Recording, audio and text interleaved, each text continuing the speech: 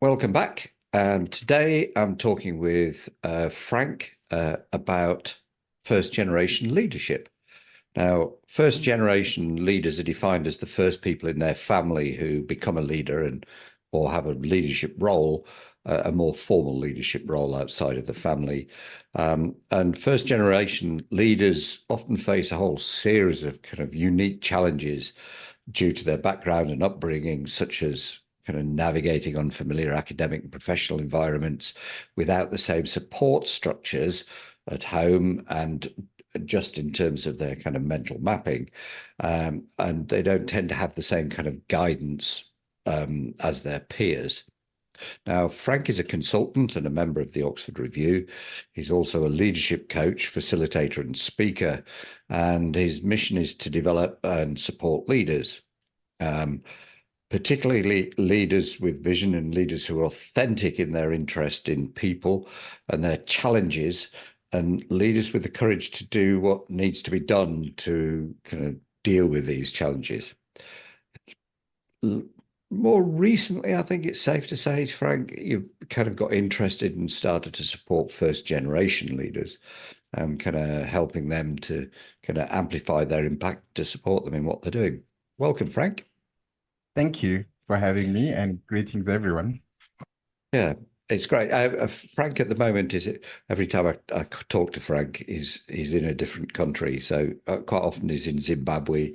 But today I think you're in Johannesburg. That's right, South Africa. Yes, I'm in Johannesburg in South Africa. Yeah, you're just about to fly off to Denver for a meeting, right? So before we start, can you just tell us the story about how and why you kind of got interested in first generation leadership? I had to work this out at some point. I'd been working with a client. In fact, there was a time I started getting clients who would tell me something like, Frank, I'm in my dream job, a job that I dreamt to be in when I started my career, but it's not what I expected it to be. There's just something missing out of it. And one day I had such a client, and he said to me in his defense that, Frank, do you know that I'm the first person in my family ever to be an executive? And so I probably just reacted, and I don't remember much more about that conversation. But it was, I think, just in mid-August or September of 2022, as we were coming out of the pandemic. And obviously, due to the experiences we all went through COVID, I think a couple of people had realized that life is too short and they wanted to make a change. And it was one of the two clients that approached me at the time that said, Frank, do you know that I'm the first person in my family ever to be an executive? And I'm like, hang on a moment, I've had this before. So it's at that time that I just started doing some basic, Googling to say, okay, first people in their family to be this, to be something. And that's when the word first generation started coming into play. But at that time, I'd remembered that I had David and the Oxford Review. So I remember approaching you, David, and you almost quickly oriented me into the concept of first generation leaders. And I asked you if you could get me some research on the topic. And that's when you came back to me and you said, surprisingly, there's so much research on first generation students, but very little around first generation leaders, even though some of the nuances are kind of the same. And so you asked me if I'd be keen to research this topic, which I was reluctant to because I've never really considered myself a researcher. But at that time, I then went back and spoke to a few clients of mine who eventually identified themselves as first generation leaders once I explained what it was.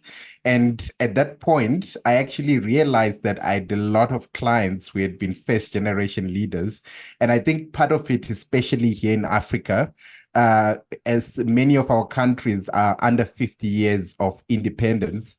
And so, because of colonization, we had a minority of the minority pretty much having all the leadership roles. And so, what now is happening is years later, today, whether you speak to an Indian, a black, or a white person here in Africa, there's a chance that 1 in 2 or 3 people you speak to are probably the first person in their family ever to be a first generation leader. And that's when I thought there's probably something into this and a market, and I started taking interest in it. Yeah, it's a really interesting area, and when Frank approached me, I got really interested in it. We'll go through some of the. There isn't an awful lot of research around first generation leaders, but what there is, we'll have a look at what some of the findings are a little bit later in the podcast. So earlier on, I kind of gave a really basic definition of first generation leadership and what a first generation leader is. But there are much more nuanced issues around this. So for you, what defines a first generation leader, and how do they tend to differ from leaders who come from families who've got leaders in their history, I suppose? I think for me, family is the core element. First generation leaders come from families where no one has held a certain level of leadership position. Now, what I found tends to differ is how broadly or narrowly family is defined. And I think that's one of the key nuances. Does it include distant relatives or only your parents and siblings? And I find that the latter, that's the parents and siblings, tends to be the more generally accepted qualifier for someone being a first generation leader. But I can imagine that in communities like in Africa and Asia, where we are more close knit in terms of family and more connected to our extended family, that there might be an unfair advantage to someone who has an extended family, because that person would probably be accessible to us to ask for advice. But I would say that that would be the first qualifier, family, and usually the first person in your immediate family tends to be what I seem to be taking as the qualifier for a first generation leader. And so, coming from a family that has had no leadership experience, many of them lack that family network or guidance that you spoke about earlier. That established leadership, people who come from established leadership backgrounds may have. And so they may have had to navigate the path to leadership with fewer resources and support. And so what we find is that leaders from families with a history of leadership have got a more natural understanding of leadership because they've probably grown up observing their parents, do what they have to do.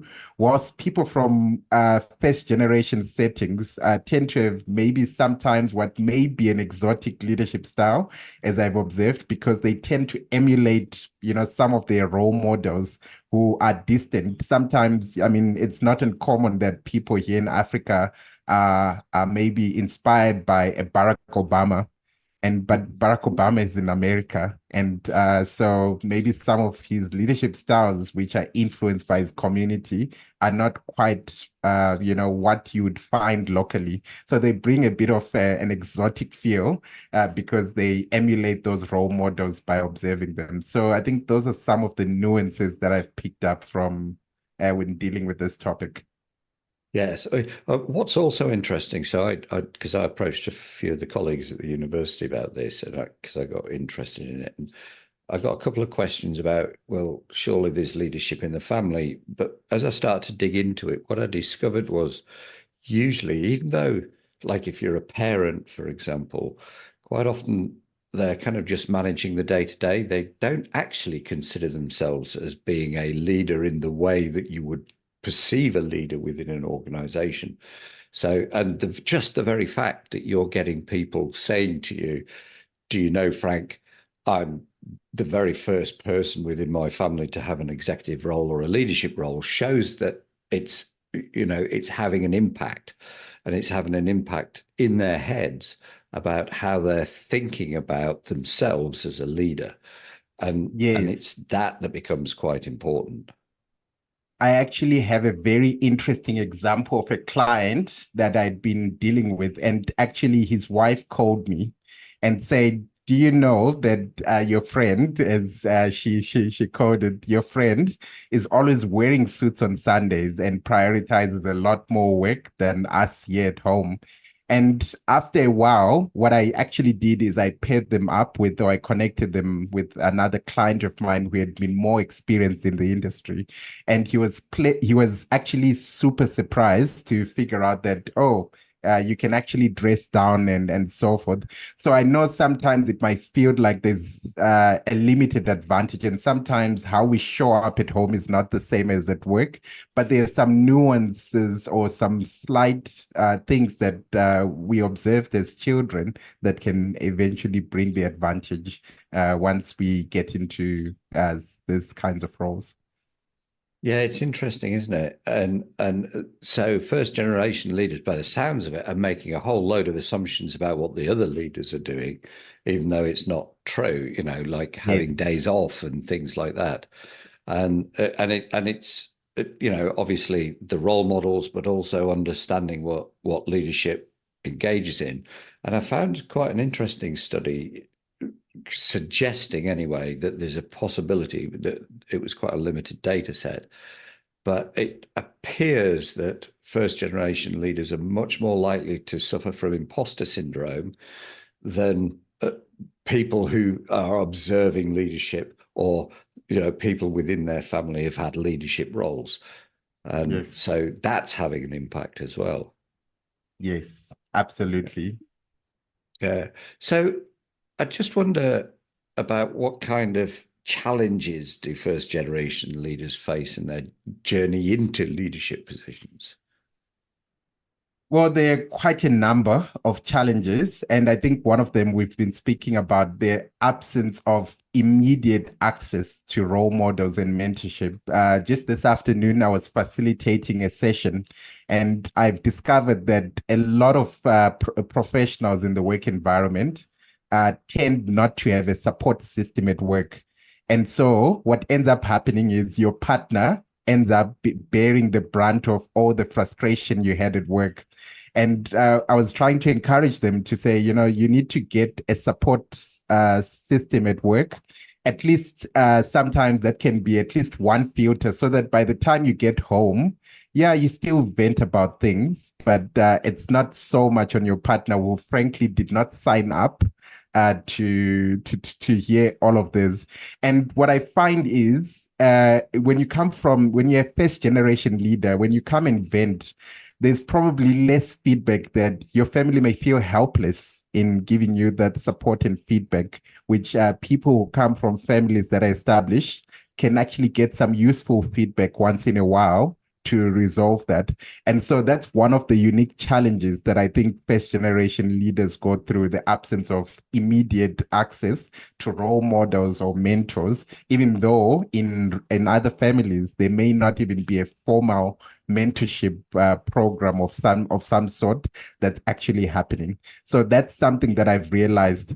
And along the journey, what I've also found is there's a certain weight that first generation leaders carry, just by the fact that they probably feel that they've gotten an opportunity that no one else in their family or their community has got. Sometimes they feel a bit of guilt of trying to leave people behind. And so in the process of people pleasing, they're afraid to reject their past and their community. And sometimes it holds them back psychologically in actually executing some of the things that are necessary. So that's also something that I've noticed. And maybe one more that I would put is, leadership culture varies greatly across industries and organizations. But I think when first generation enter an environment, there are more unwritten rules and unspoken expectations and established norms that they are unfamiliar with. And I think that then makes it very difficult. So whilst a normal leader can also suffer from, struggling to navigate office politics or build trust with colleagues, again, these are certain things that someone who comes from a family that has a bit of some leadership background can maybe get someone or get a reference to actually help in such instances. So, I mean, there are many we could go on in terms of challenges, but those are some of the challenges that have really come up, in some of my interactions.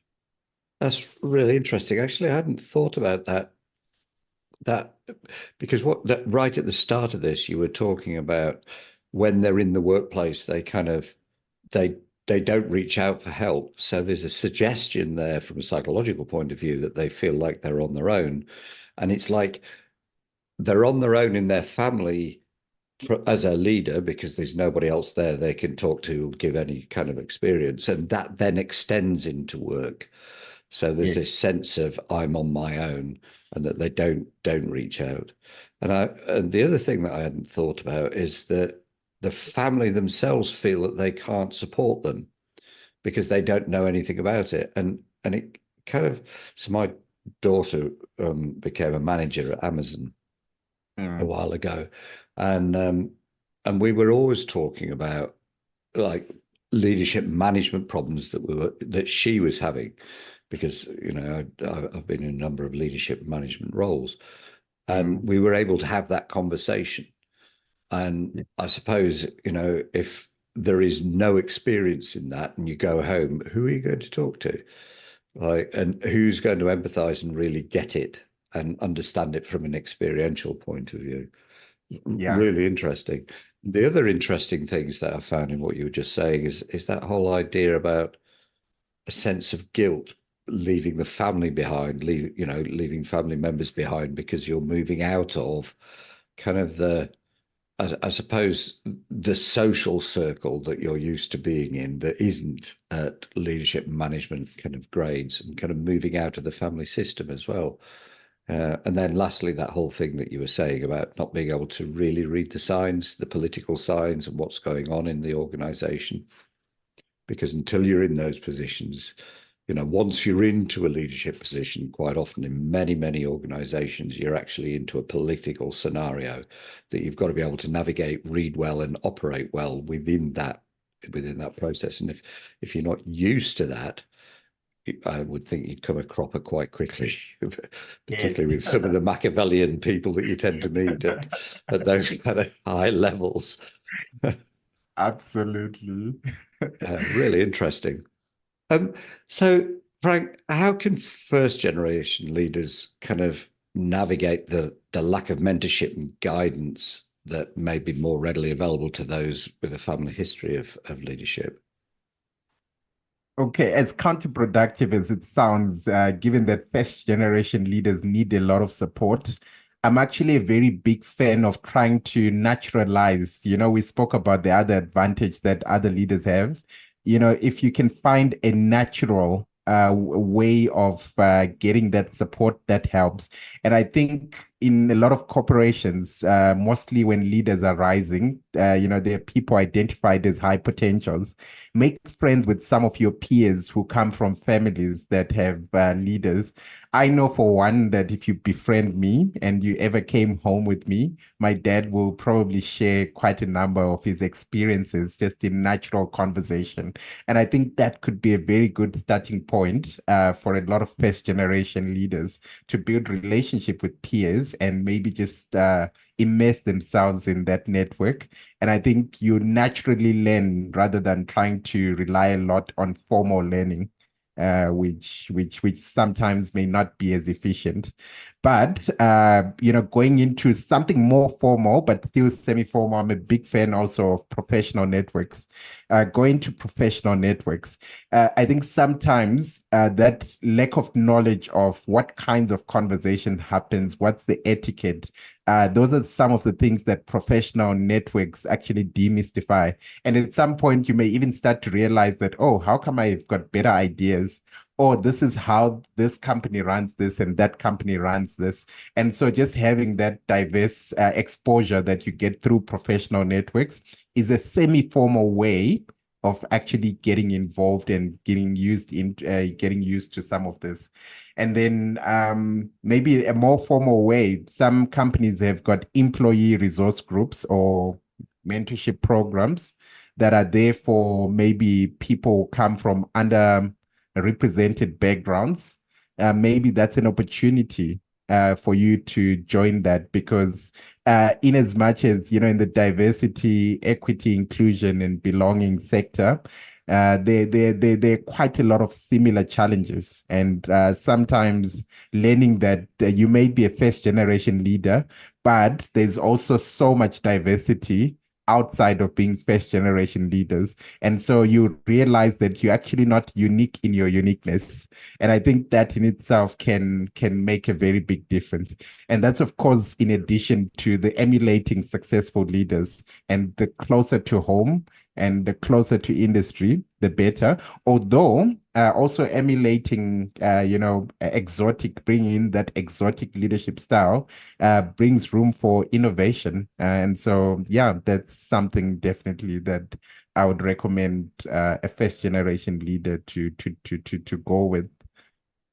Yeah, that's really interesting, and it kind of leads on to my next question, actually, about what kinds of strategies can first generation leaders employ, because one of the for building strong networks and support systems, um, and you've mentioned a few things already within the kind of what they can do to kind of get over the lack of kind of mentorship and guidance. And I just wondered if there are some other strategies, particularly around network building and support system building. Yes, alumni networks. For me, one of my most useful network is my high school alumni network. In there are a huge diversity of, I'm sorry, a huge group of professionals doing many different things. And a lot of them may not even consider themselves mentors or this, but again, it's a large group of people that you can immerse yourself in. And for me, my high school network, my high school alumni network is even bigger than my university network. So I think looking into alumni networks can definitely help. And as I spoke about, I did speak about employee resource groups, but they can also be communities out there that I know there are a few and there could be more on first generation leaders. That's something that could come up. But knowing myself as Frank, what would I do? I would create that network if it didn't exist, and pretty much invite people, even if it's just a monthly, 1 hour call we have on Zoom. And we just start talking about some of the things that we are dealing with. I think through our collective intelligence as people affected by the same thing, we could actually, share the burden and maybe demystify or best some of the myths that we have about what are the disadvantages we have in society. That's a great idea, actually, is setting up your own support networks. If there isn't one, go out, reach out to other first generation leaders. Yeah, really interesting.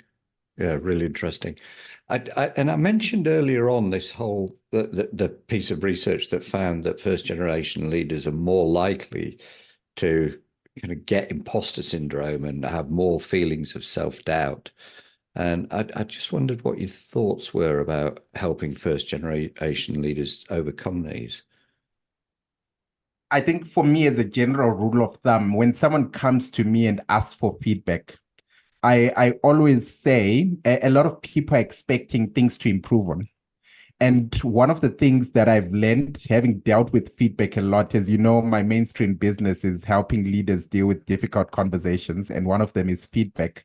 I always say that before you ask for any area to improve, what qualifies you to ask for an area to improve is when you know what your strengths are. What are you good at? Because that is what gives you the confidence to actually, you have something to hold on to that propels you forward. And so the first thing that I always say to people, know your strengths. Before you ask, what can I improve? Know your strengths, because that's what you're going to run with. And that's why there's a book I think I once saw that says why C students trump A students. And the general notion of that book is C students pretty much know that there's this one area that I'm really good at, and they run with it. And so they become more focused. Whereas with A students, you can give them a variety of things, and sometimes they're not always very clear about, what their biggest strength is and their focus. So focusing on your strengths and accomplishments and running with those, I think will give you a certain amount of confidence that makes you, ease into things and be more comfortable. But then the other thing that one can do is, identify your triggers. Pay attention to when those feelings of self-doubt are coming up. Is it when we are running a meeting? Is it when you're presenting something? What is it that you can do? And there are two parts to this. The first thing is you can temporarily come up with a coping mechanism to help you do that. But then for me, that's a temporary solution. The next step is if you are struggling with a meeting, someone like me would go out and find out how our meetings run. And that's something I'm also involved in an organization called Toastmasters. And I just from Toastmasters, I learned how to run meetings that start and end on time, which was something that was not popular in my area. And I think because in some parts of Africa, meetings don't start and end on time, that is something that gave me confidence. Later on, I became more involved and I learned Robert's Rules of Order. And that helped me run more structured meetings. Yeah. And I'm actually a board chairman of another entrepreneurs hub simply because I'm the only one in that group of people that knows how to run meetings and nothing really to do with my professional expertise. So identifying your triggers, and once you know what specific triggers you're dealing with, you actually seek out solutions and know how to build confidence. That in itself can make a difference. Then the last thing that I'll share, there are many ideas, is seeking professional help. I have found that across board generally, there is a reluctance to seek professional help. I think many of us think that we can fix things. And it's funny also because something that I've learned as a professional coach is that my ability to help others is not equal to my ability to help myself. So if your life is a mess, David, there's a chance that I can help you straighten a few things, but there's no chance I can help myself. I try and it's difficult. So make it a habit to reach out to counselors if that's what you need, to reach out to mentors, to reach out to paid coaches, to actually to help you with some of these struggles. And I think they can, shorten your struggles in these particular areas. And I think those are some of the ways a first generation leader can access, help them overcome that imposter phenomena that they're dealing with. I think that's excellent. Yeah, and certainly, yeah, because like kind of thinking outside of kind of the range of people into professional coaches and consultants and people like that can really help because they've got a lot of experience in those kinds of areas. Nice. Mm. And what role do you think resilience plays in the success for first generation leaders? When I think of a lot of first generation leaders I work with, they exhibit high levels of resilience and determination because they've had to overcome significant challenges and barriers when it comes to leadership positions.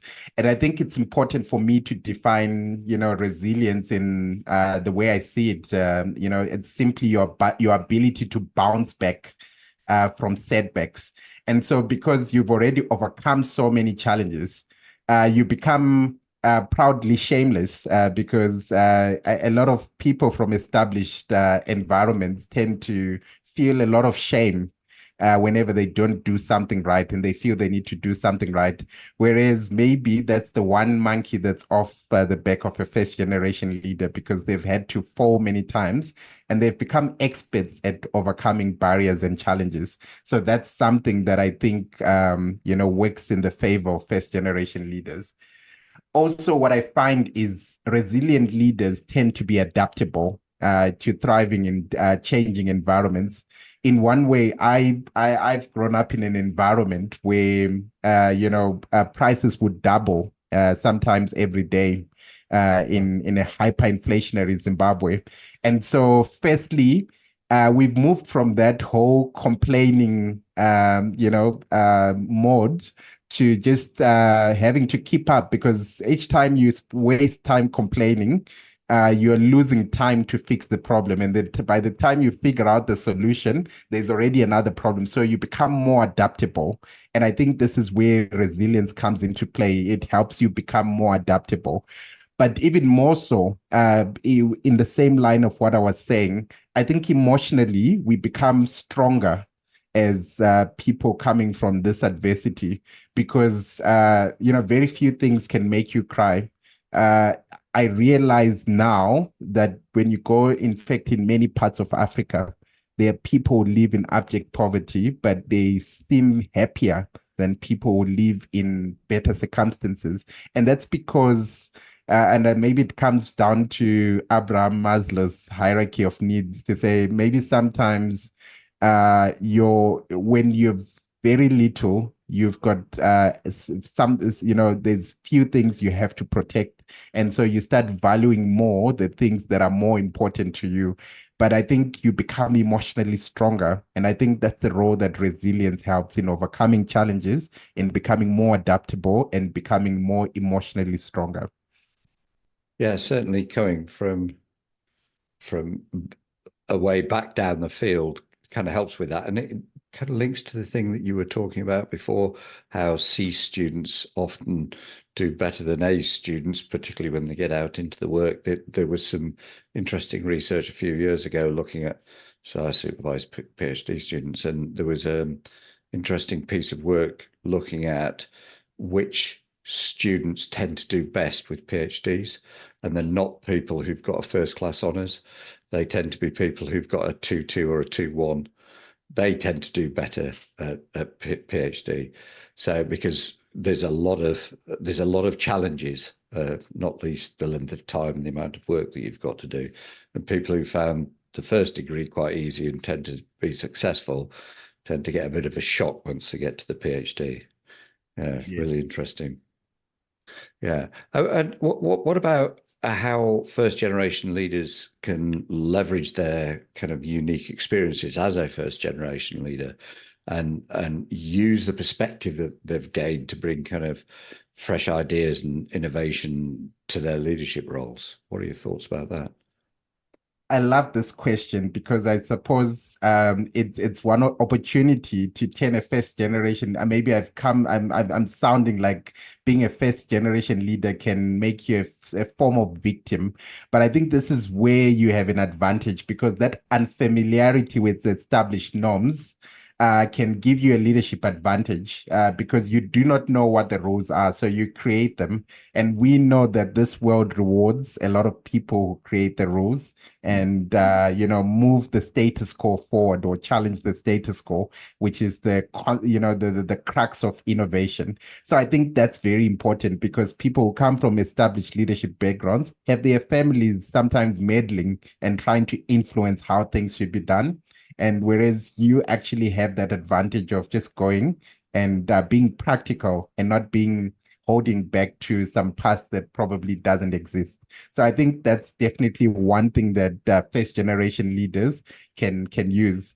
But also, remember we spoke about first generation leaders having to come from difficult situations. They learn to be more resourceful and adaptable, and I think that can be an asset in overcoming a lot of obstacles. And so that in itself is something that I also think can work in the favor of first generation leaders. You're an expert at overcoming obstacles, and you get most of us in business are paid to do that.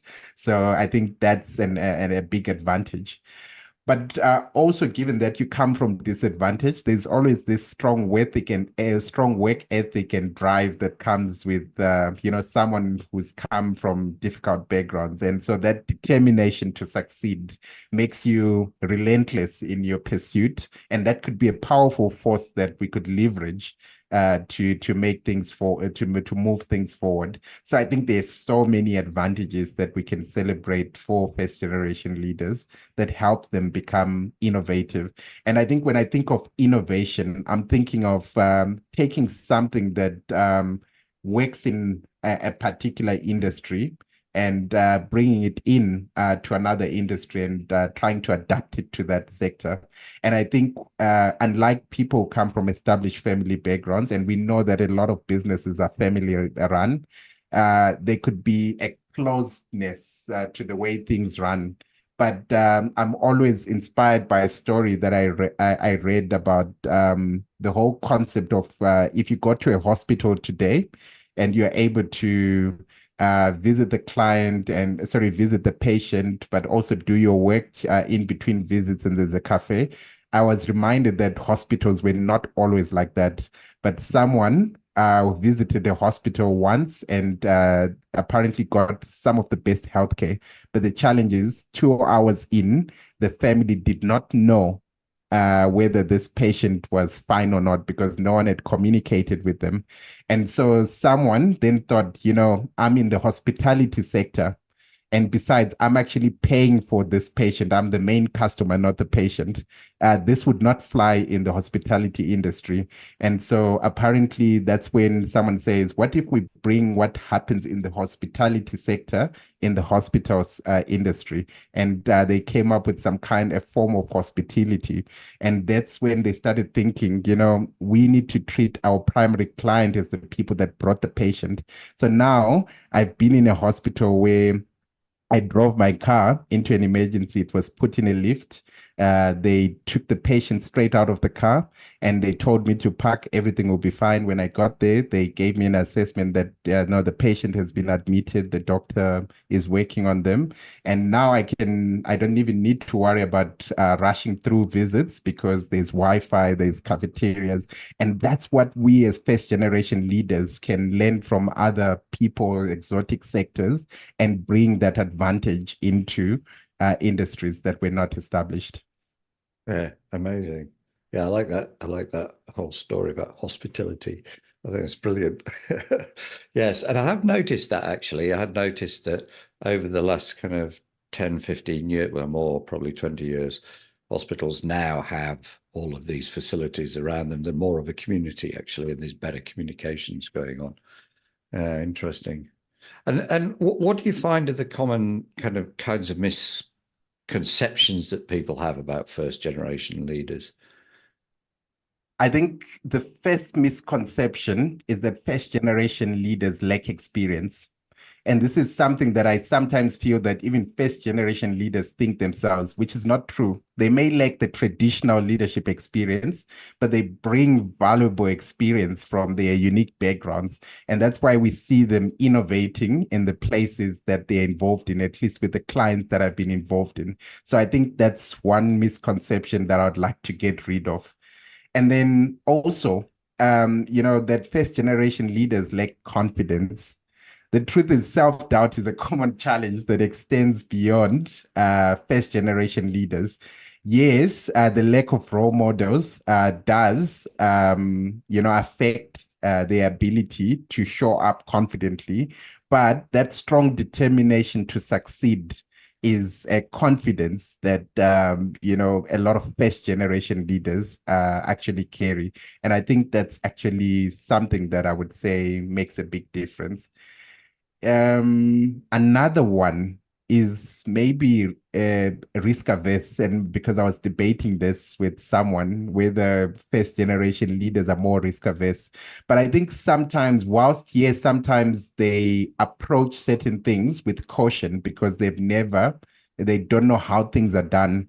I sometimes see that as an asset because there are a lot of unconscious things that we do as first generation leaders that we didn't know that are not acceptable, that bring a lot of advantage to business. And so sometimes I actually think that maybe people from traditional leadership backgrounds tend to be more risk averse than first generation leaders. And so that's another misconception that I'd want to bust. Yeah, interesting, really interesting. And what advice would you give to aspiring leaders who have no kind of leadership within their family, kind of aspiring first generation leaders who are just starting out on their leadership journey? Yeah, I think, and this is in organizations.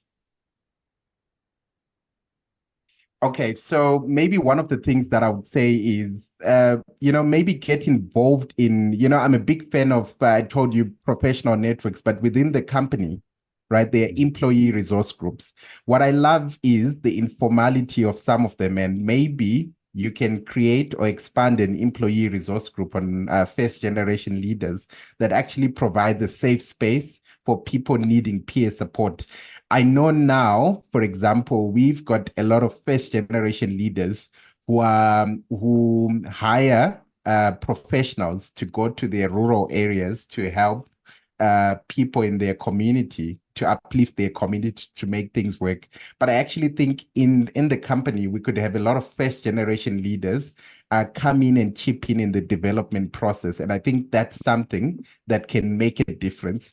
And also, I think there's an opportunity to experiment. I know some companies have shadow boards or shadow executives that can be implemented, and I think that's an opportunity to harness the diversity of skill that exists between people from established backgrounds and non-established backgrounds. And I think that confidence can make a very big difference.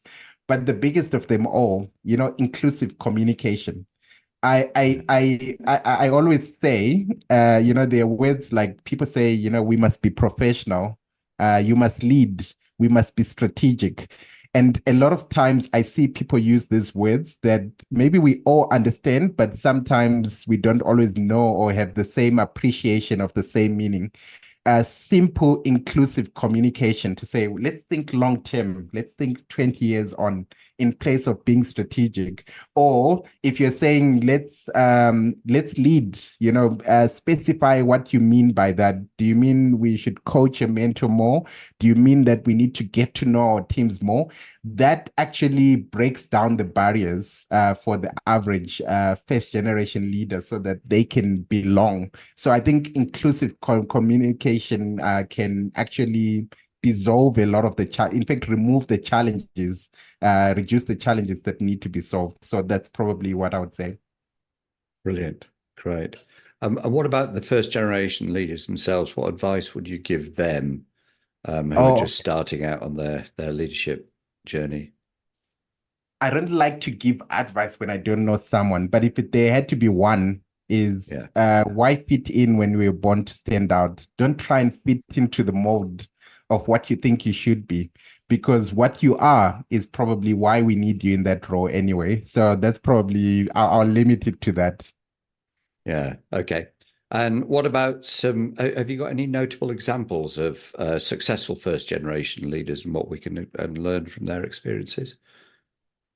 Well, Oprah is someone that comes. I grew up watching Oprah, and Oprah was raised in, rural Arkansas, if I'm not mistaken. And she went on and succeeded. And I suppose she got a lot of support. In fact, I remember Oprah sharing a story. We were talking about exotic communication. She talks about having admired a lady called Barbara Walters, who was a news anchor, and she found herself on TV. Her accent just was not herself, and she tried to imitate Barbara Walters. And one day she even made a mistake. Instead of calling Canada, she called it Canada, because she was just trying to emulate someone, and it was just a lot of hard work. And I think we can learn a lot from people like Oprah. I also know that there are people like politicians, especially in the US and the UK. There are politicians like Colin Powell or Barack Obama. They were probably the first people in their family to even be involved in those spaces. But maybe a non-American example, I had that Jacinda Ardern, the Prime Minister of New Zealand, or she's the former, came from a family that was not at all involved in government. In fact, I think the father was a policeman and the mother was an assistant somewhere. And I think her leadership was non-traditional, as we could see, and very progressive. And I think we can all be inspired by people like that. Yeah, and it kind of goes back to something you were saying before about first generation leaders not being frightened to be themselves. And, there's a lot of strengths in that. Yes. Yeah. What about first generation leaders inspiring and mentoring the next generation of leaders, kind of particularly those from underrepresented backgrounds? What are your thoughts about that? I think it's important to share your story. To share your story and listen. Whilst I do not know, in fact, I know Trevor Noah from South Africa. His dad was Swiss, but definitely his mother was, I think, a house help. So I do not really know if he was first generation, but he said when he got this gig to host the Daily Show, and all these other big gigs that he started hosting in the US, it was a big struggle for him, even though we all saw the glamorous side of things.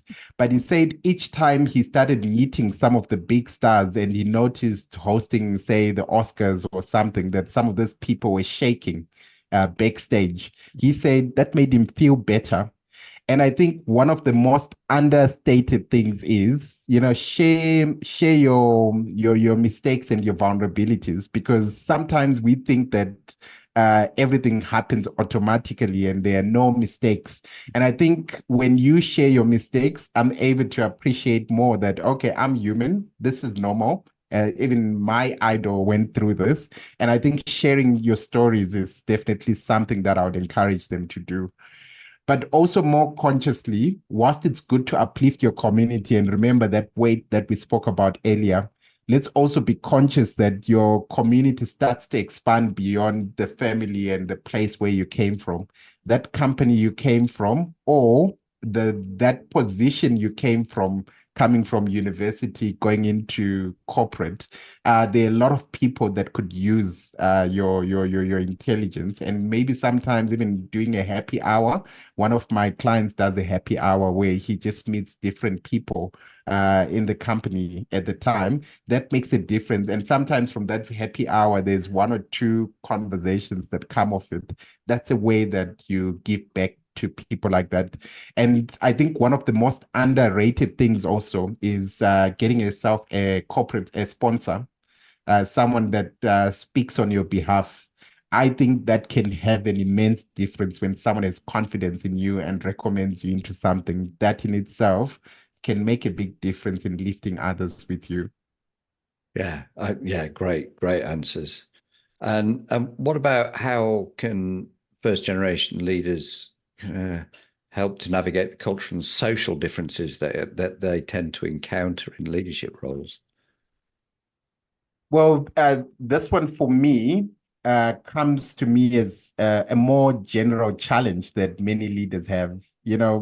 Right now I say to leaders, do you understand generational theory, right? Because it's a simple model that explains why Generation Z or millennials behave the way they do, why baby boomers think the way they do. So I think that that's definitely one of the ways that one can navigate the cultural and social differences.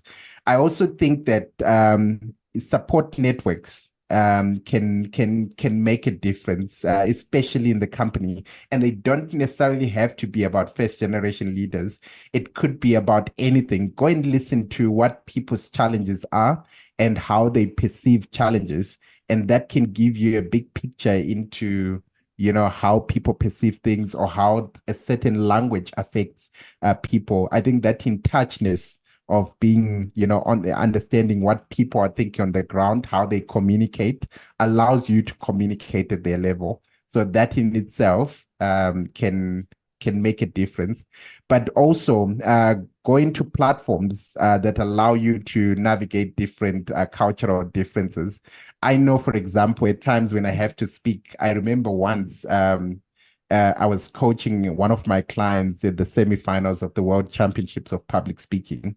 And in his speech, one of the things that he had in there was porridge. Do you know what porridge is? Porridge, yes, Yes, but the correct. Americans know oatmeal, right? Oh, yes. Mm. Because that's what they have. And so just being part of a community where we could go and practice that speech and realize that something that we normally take for granted is totally unknown in another part of the world, that makes a difference. So I don't even do complicated things. Just go and speak to people. Find out if they understand your language. And if not, speak their language. Because as Nelson Mandela, you speak to a man in a language they understand, it gets to their head. But if you speak to a man in their own language, you speak to their heart. And I think that's what we want to do as leaders, speak to capture the hearts and minds of those we lead. I think that's very germane and wise advice, actually. Um, yes, speaking to people in their own language. Yes, definitely. So, from an organizational point of view, or what do you think the long-term benefits are of having more first-generation leaders in positions of power and influence? As I said, when you're a first generation leader, you come in almost as a bit of an outsider. And sometimes I feel like first generation leaders are better placed to deal with nuances of diversity, inclusivity, and social mobility. And I think they can play a big part in addressing systemic biases that exist in organization, increasing representation, having more people participate that represent the demographic of the people that you're actually working with. And sometimes when you include more people in the decision making that represent, that they can actually start representing even markets or people that you had previously not catered for. And that can only have long-term benefits on the bottom line of the business. Yeah, exactly. Nice. And are there any tips that you can offer first generation leaders so they can kind of advocate for greater diversity, equity, and inclusion in their organizations and communities? I just think that their personal story of maybe challenges or biases that they had, and how sometimes we do certain things thinking that it's normal, and we later realize that the change we've brought forward is something that other people had been trying for so long. And I think we have many examples of how when something new was tried, things made a difference. And sometimes we have to wait until there's a problem or a disruption to actually start changing. I think that our the uniqueness that we have as first generation leaders is already something that can tell a story about something. I mean, it's one thing trying to influence people through rhetoric and speech, but just being a demonstration and having case studies through your leadership is probably a greater aspect of advocating for that. But like I also said earlier, first generation leaders are not, or if you're a first generation leader, you're not the only diversity or the only person that needs to be included in the company. So I think understand that the challenges that you went through, there's someone else going through the same challenges, yes, but there's also someone else going through a different challenge. And so just make an effort as someone with a conscience to say, okay, now that I know my challenge well and I'm helping others, what other challenges exist out there? And I think when you start asking yourself those questions, you're able to open up to learning more and more diversities every day, and more opportunities to bring equity to the table, and more opportunities to bring inclusion in an environment or organization.